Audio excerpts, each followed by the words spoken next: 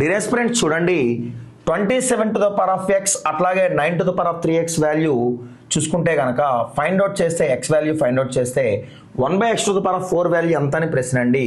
So 27 ఎలా note చేసుకోవచ్చు అంటే కనుక 3/3 గా రాసుకోవచ్చు అండి whole to the power of x, అవునా కాదా? సో చూసుకుంటే కనుక మరి 9 ఎలా రాసుకోవచ్చు అంటే కనుక ఖచ్చితంగా 3² గా రాసుకోవచ్చు, అవునా కాదా? సో డినామినేటర్ ఏంటంటే 3 to the power of x.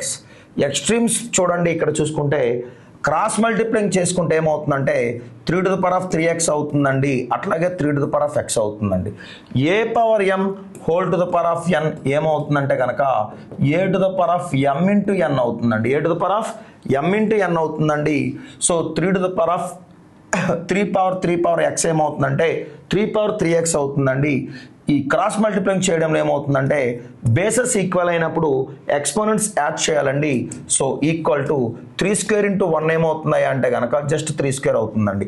So because of 3 to the power of 4x equal to 3² అయితే కనుక చూసుకుంటే కనుక భూములు సమానమైనప్పుడు ఘాతాంకాలు సమానం, bases are equal, exponents must be equal.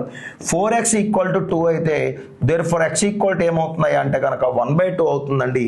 మన నుంచి ఏం ఎక్స్పెక్ట్ చేశాడంటే 1/x to the power of 4 expect చేశారు, అవునా?